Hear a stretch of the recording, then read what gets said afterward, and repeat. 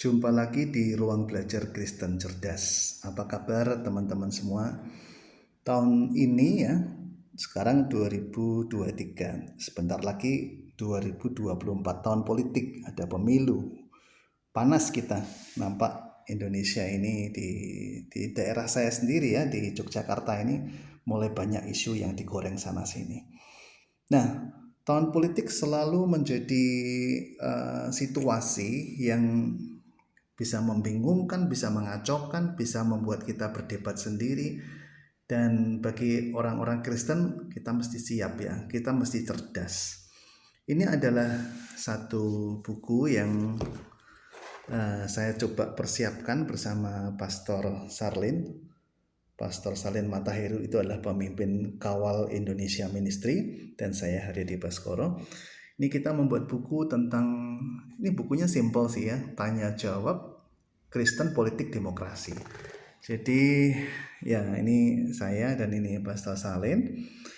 Ini pertama kali sebetulnya adalah kebutuhan dari ibu-ibu yang tergabung dalam komunitas Kawal Indonesia yang dipimpin oleh Pastor Sarlin, sehingga buku ini menjadi buku pengetahuan umum tentang politik. Tapi kemudian yang membuat saya pribadi bersyukur, meskipun buku ini sederhana, tapi mendapatkan respon yang cukup bagi saya signifikan, karena mendapat kata pengantar dari Menteri Agama RI, Pak Yakut Khalil Qomas. Terima kasih Pak Yakut.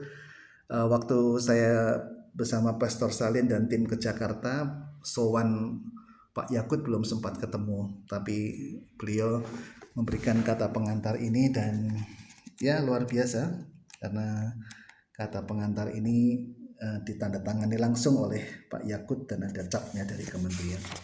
Ya, buku ini adalah tanya jawab sifatnya karena proses belajar yang mudah ya. Kita orang Kristen ini banyak ketinggalan ya. Kita kalau meminjam istilahnya dari Kunce Lugo, penulis buku Manifesto Politik Yesus, kita itu gagap politik ya. Gagap dalam arti kurang paham, tidak paham sama sekali, tidak mengikuti perkembangan, kurang pengetahuan tentang politik, sehingga kita ketika menghadapi masalah politik kita tergagap-gagap, kita mudah terpengaruh, mudah terprovokasi, mudah terkesima ketika ada tokoh yang seolah-olah hebat, mudah marah, mudah benci, mudah kepancing, meskipun orang Kristen terlatih untuk tidak bertindak anarkis ya, tetapi kebodohan-kebodohan sering terjadi dalam kekristenan itu.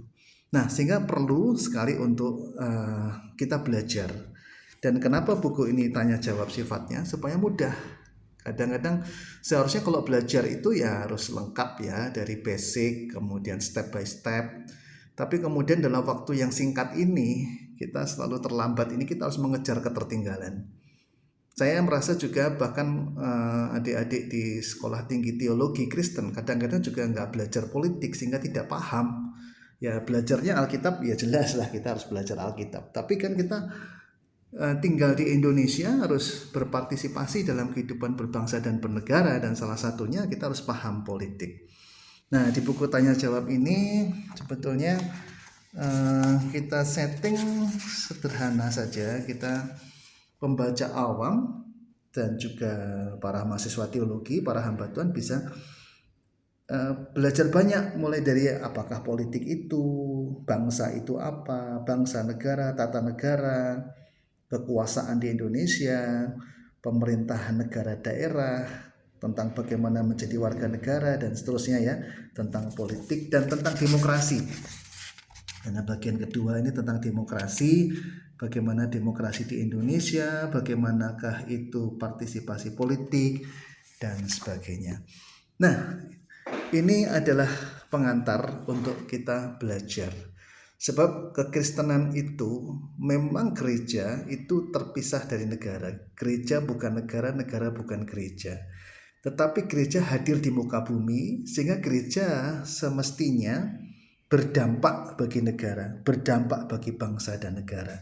Nah, inilah yang kurang. Sehingga kekristenan itu, katakan begini ya, saudara-saudara kita yang dari agama lain, mereka menyatakan dengan komit yang luar biasa tentang nasionalisme. Ya, tentang nasionalisme. Nah, lalu bagaimana Kristen? Apakah Kristen juga nasionalis misalnya? Lalu kalau kemudian ditanya nasionalisme Kristen itu yang seperti apa? Apakah kita berarti juga harus terlibat dalam partai politik? Apakah seorang hamba Tuhan juga boleh misalnya berpartisipasi menjadi anggota dewan misalnya? Nah, itu banyak pertanyaan yang harus kita jawab dan itu perlu proses belajar. Sehingga buku ini sebetulnya yang paling penting adalah memacu proses belajar kita supaya kita tidak belajar terbatas.